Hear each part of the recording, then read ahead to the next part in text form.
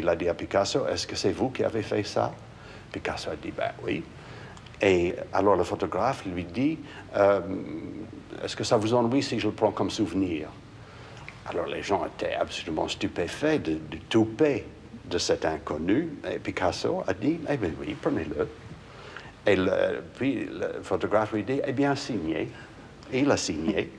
On est passé dans l'atelier où il faisait de la sculpture et où il travaillait à ce moment-là à la chèvre, qui est devenue si célèbre ensuite.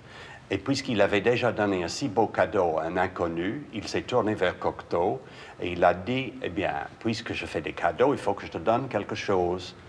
Et alors tout le monde était très intéressé pour savoir ce qu'il pouvait donner comme cadeau à cet homme qui avait été témoin à son mariage, qu'il connaissait depuis 30 ans. Alors il est parti tout à fait dans le fond de l'atelier, qui était rempli de choses merveilleuses. Il a cherché un peu sur les rayons et il est revenu avec un tout petit bout de faïence qu'il avait ramassé à la décharge publique, comme il le faisait si souvent, où il avait fait deux petits points et une ligne. Ça faisait un visage, mais c'était rien du tout. Une chose très, très moche, tout à fait quelconque, qu'on aurait pu faire un enfant, justement. Et il a dit, tiens, c'est pour toi. Et il a mis, Cocteau l'a regardé, mais avec stupéfaction et avec horreur.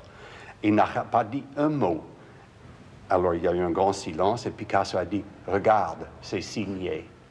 La prochaine fois que j'ai vu Picasso, il m'a sérieusement engueulé. Il était fou de rage. Et il a dit, tu aurais dû être assez subtil pour comprendre que je n'avais pas envie de voir cette personne. Mais parce qu'il disait toujours, je déteste mes vieux amis. Est-ce que tu as jamais vu Picasso pleurer? Ah oui, oui, moi j'ai vu Picasso pleurer. Oui? Ah oui, oui, oui. Ça peut... une affaire sentimentale qu'il avait, je ne sais pas quoi, quelqu'un qui lui a fait de la peine, et on sortait d'une corrida et il a pleuré. Il a pleuré avec des larmes. On était avec Gruber, le peintre Gruber. Ah oui, oui. Non, il avait quand même des sensations humaines, il ne faut pas non plus exagérer. Un jour, j'ai rencontré Sylvia Lacan, la femme du psychanalyste, et on est arrivé à parler de Picasso, et j'ai dit, c'est quand même un homme méchant. Et Sylvia a dit, non, il était cruel. C'est le mot est juste. C'est pas un homme méchant. Il est bon, Don Pablo, mais il est cruel. Et puis d'ailleurs, à mon sens, parce que justement, chez Picasso, on peut dire qu'il y avait un grand sadisme, mais il y avait un égal masochisme. Absolument. Et ça, c'est ce qui rachetait l'aspect sadique, c'était l'aspect masochiste. Parce que, en effet, il pouvait faire souffrir, et il savait très bien comment faire souffrir. Il aimait faire souffrir. Mais il aimait souffrir aussi. Il aimait souffrir aussi.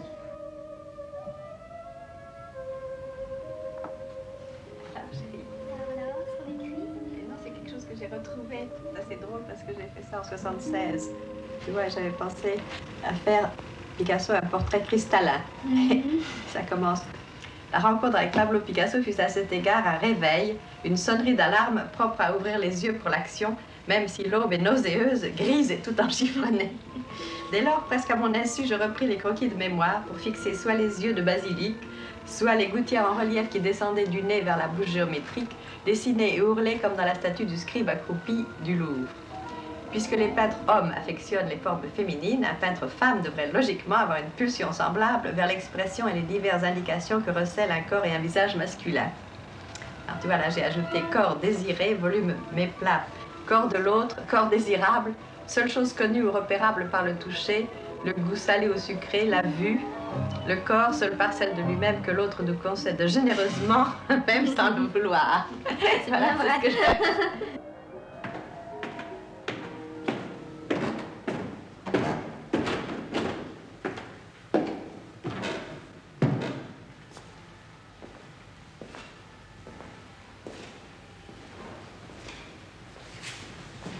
Eh bien, la première impression que j'ai en venant ici pour la première fois depuis plus de 40 ans, c'est que l'endroit est vide.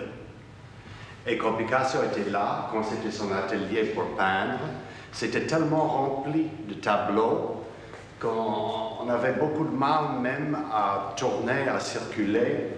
Il y avait, toutes ces fenêtres-là étaient bouchées. Il n'y avait que celle-là qui était ouverte. Et il travaillait ici, il avait son chevalet était ici. Et là, il y avait des grands tableaux, des panneaux qui bougeaient tout. Et là, il y avait partout, il y avait des toiles.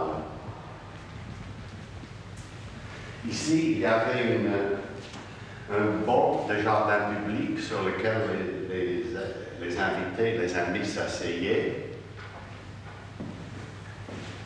Là, il avait installé des plantes de tomates où il faisait pousser des tomates. Tout ça est absolument pareil, ça n'a pas changé depuis du tout.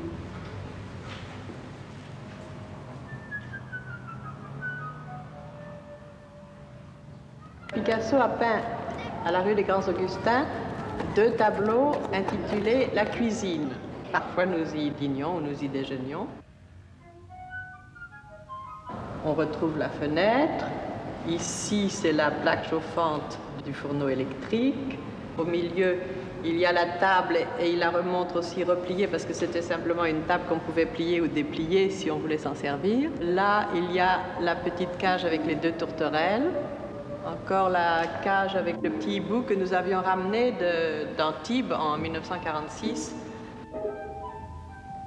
Quand Picasso est arrivé à ce qu'il voulait avec le premier tableau, il a eu l'idée qu'il n'avait peut-être pas fini ce qu'il avait à penser dans cette direction-là. Et il m'a demandé à moi et à son neveu Javier Villato, qui était aussi peintre, il a commandé une autre toile chez Castelluccio Diana et il a demandé que nous refassions exactement les rythmes qui se trouvaient sur le premier et qu'on repeigne le tableau en dessous de la même manière que l'autre.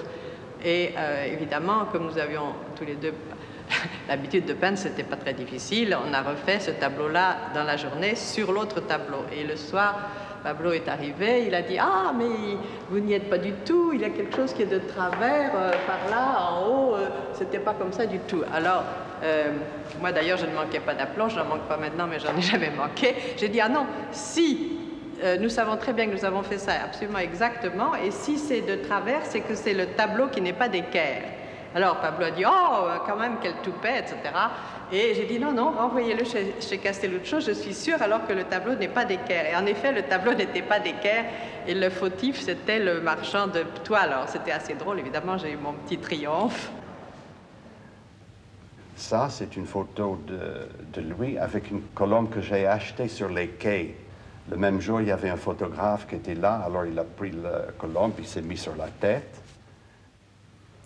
C'est ici, dans cette pièce, que les visiteurs, qui étaient en principe les plus privilégiés, avaient le droit de venir, parce qu'on faisait, il avait les 2 étages, Picasso, et les visiteurs attendaient en bas, dans la première pièce, où ils étaient reçus par Sabartès, le secrétaire, et puis c'était toujours un grand jeu à savoir qui aurait le droit de monter jusqu'ici et qui serait retenu en bas. Picasso descendait, il disait aux uns de monter, aux autres, non, non, non, vous ne pouvez pas venir, peut-être plus tard. Et c'était un grand jeu, il jouait c'était lui qui dirigeait les marionnettes. Et je crois justement qu'une partie de la fascination venait du fait qu'il arrivait à s'entourer de personnages qui eux-mêmes étaient fascinants. Picasso avait aussi l'art de faire croire à chaque personne, d'une part il ou elle était le seul, et que d'autre part il avait fait venir les autres pour vous faire plaisir, c'est ce qu'il appelait des cadeaux. C'était ça aussi un art chez lui, d'arriver à être suffisamment charmant avec les uns et avec les autres pour qu'on ait envie d'être là, et une fois qu'on était là, on était aussi des otages. J'ai raconté dans mon livre que les gens s'imaginent toujours que les peintres, je vous dis, peignent d'après nature. Pablo a fait en tout, comme dessin de moi d'après nature, je vous dis, une journée. C'est-à-dire une journée où, d'une part, sans qu'il dessine du tout, je me suis tenue debout, nue dans son atelier. Et ensuite, je me suis rhabillée et il a fait juste quelques têtes en croquis. De toute façon, depuis 1945, justement, il avait déjà commencé à faire des choses de moi, bien avant que même cette fameuse journée de pause ait eu lieu. Les gens que vous rencontriez à l'époque, ils étaient comment avec vous? Devant moi, très souvent très gentils, et derrière moi, assez souvent posant des pots de bananes, ça dépendait. Parce que vous étiez très jeune, très jolie. Oui, enfin, j'étais jeune Très douée. sûrement en tout cas. Et je ne cherchais pas à plaire, je crois, surtout.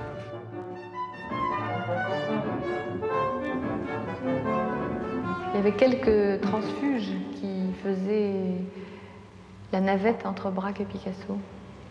Oui, vraiment, c'était assez cocasse.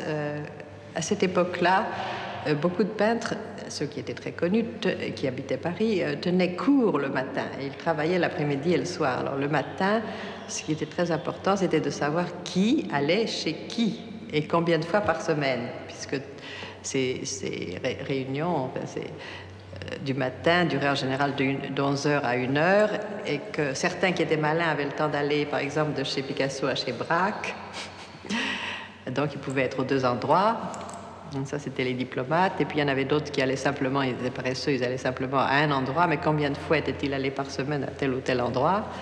Alors après ça, ça faisait soit des rivalités, soit des fâcheries. Par exemple, Zervos, qui voulait être bien avec tout le monde, réellement faisait bien attention de ne pas passer plus de temps chez l'un que chez l'autre, de ne pas aller chez plus de fois chez l'un que chez l'autre pendant la même semaine, etc. D'autres étaient moins habiles. Alors finalement, ça a été la source, par exemple, de la fâcherie entre Jean Paulhan et Picasso. Parce que Jean Paulhan, décidément, allait plus souvent chez Georges Braque. Et je pense, par exemple, les relations avec Georges Braque étaient très tendues. Parce que, d'abord, Georges Braque, évidemment, se méfiait de lui, puisqu'il savait que dès qu'il aurait le dos tourné, Pablo dirait quelques méchancetés. Il disait, Georges Braque, c'est ma femme.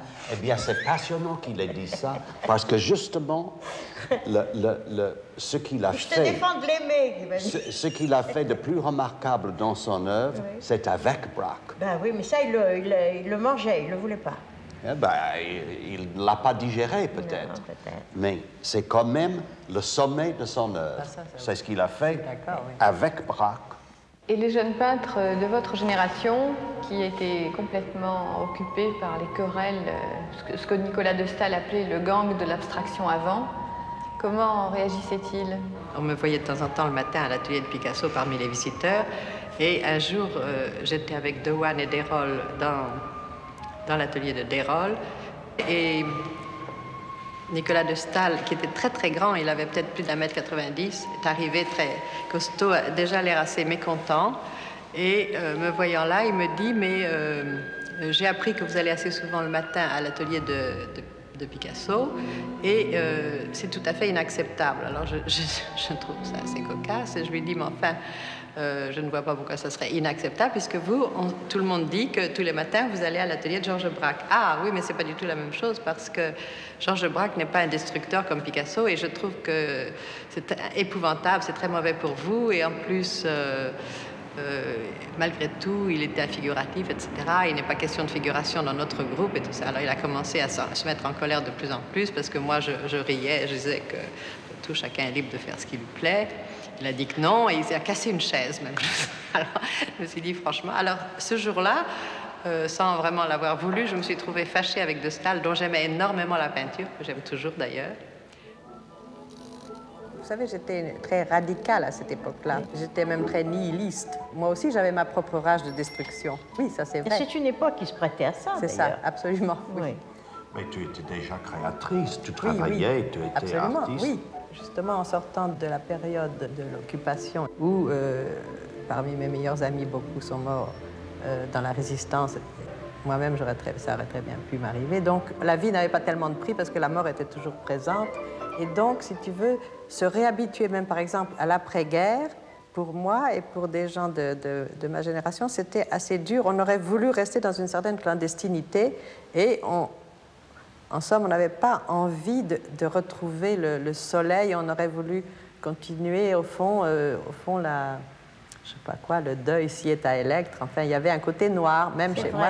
Moi, j'ai perdu ce côté noir par la suite, mais à cette époque-là, je le cultivais, ce côté noir. Je me souviens d'une chose, qu'on avait dîné chez toi, et toi et Pablo, vous étiez tout de même aussi un couple exemplaire, je dis bien aussi, dans le sens où tout ça se passait simplement, c'était la cuisine. On mangeait une espèce de poisson séché, qu'ils n'ont pas vu comment il s'appelle. La tarama. La tarama, et tu coupais un peu de tarama, tu gardais le pain, tu vendais. Et il y avait Sadoul, Georges Sadoul, qui était là, le critique. et qui avait fait un article dans Ces Soirs, c'est ça, c'est dans Ces Soirs, après il avait répété dans la française, disant comme c'est simple, et la femme sert, et puis quand c'est assis, ils parlent entre eux, et Pablo était fou furieux, il disait, enfin, il prend pour Marie-Laure de Noailles, il ne compte même pas que je suis servi avec. C'est-à-dire que j'avais trouvé ça très beau, qui s'était étonné de votre exemplarité un peu. Oui, parce qu'à ce moment-là, même, on le faisait, même, disons, si on peut dire, par principe, c'est-à-dire justement d'avoir une vie très simple, sans, enfin, il y avait quelqu'un pour les enfants, mais sans ça, sans aucun serviteur, etc. Et comme aussi Pablo avait gardé ce côté très espagnol, c'est d'une vie, en somme, austère sur le plan de qu'est-ce que l'on mange, qu'est-ce que c'était réduit à la chose la plus simple. Et ça ne nous empêchait pas. D'ailleurs, très souvent aussi, on allait au restaurant avec je ne sais pas combien de personnes, mais si c'était à la maison, c'était archi simple.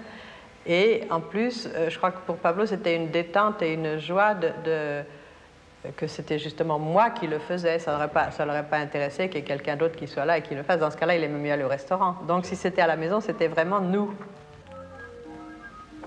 Là, c'est Claude aussi à la plage avec moi. Claude est né en 1947, le 15 mai. Et là, il s'est passé une chose assez curieuse, c'est que quand je suis arrivée au château du Belvédère, qui était l'endroit où tout le monde allait à cette époque-là, j'ai trouvé 2 sages-femmes qui étaient là, et l'une s'appelait Madame Rousseau et l'autre s'appelait Mademoiselle Ingres.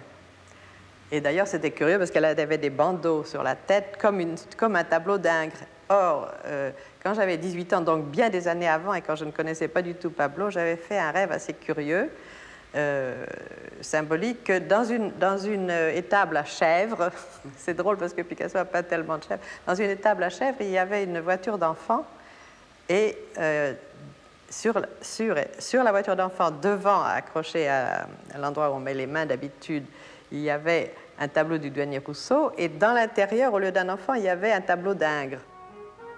Vous savez bien que Picasso disait toujours que ce n'est pas l'art qui imite la vie, mais la vie qui imite l'art.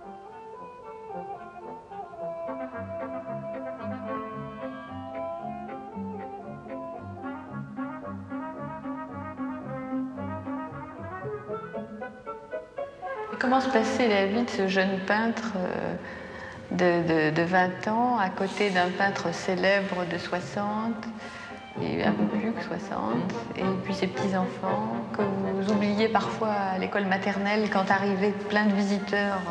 Oui, il faut dire que le matin, c'était toujours très agité, puisque soit à Paris, soit à Valoris, c'était toujours le moment où nous voyions les visiteurs, quels qu'ils soient.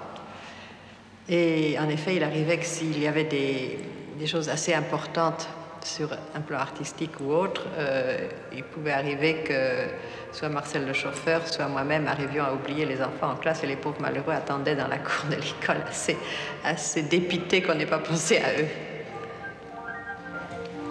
Votre fils Claude, qui voyait défiler toutes sortes de gens, pensait que le journal était... Le journal, c'était en somme le Patriote, ou même les Lettres françaises, ou le journal Ce Soir, et il y voyait toujours des nouvelles, évidemment, de, mettons, nos amis, Paul Éluard, Matisse. Alors lui pensait qu'un journal, c'est essentiellement quelque chose où on voit des nouvelles de ses amis. Ça, c'est Madame Aya, et voici Lola. Elle lui ressemble, n'est-ce pas? Vous avez vu, c'est ça. C'est ma tante. Le frère, pardon, la sœur de Picasso. Elle lui ressemble énormément. Mon père me disait toujours que je lui ressemble. D'ailleurs, à 20 ans et quelques, le jour où j'ai rencontré pour la première fois certains de mes cousins, ils ont été stupéfaits en me voyant arriver. Ils ont trouvé que je ressemblais comme 2 gouttes d'eau à leur mère.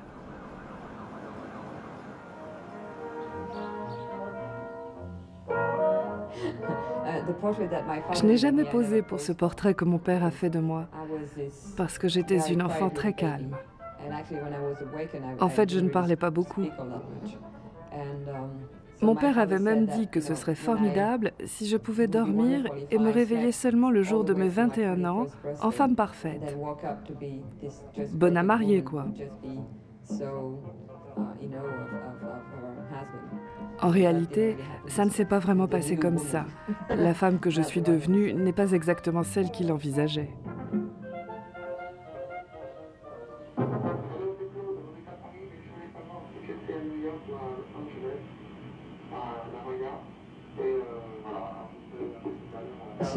Elle a fait beaucoup de portraits de moi, surtout quand je pleurais parce que ça ne me disait rien d'aller à l'école.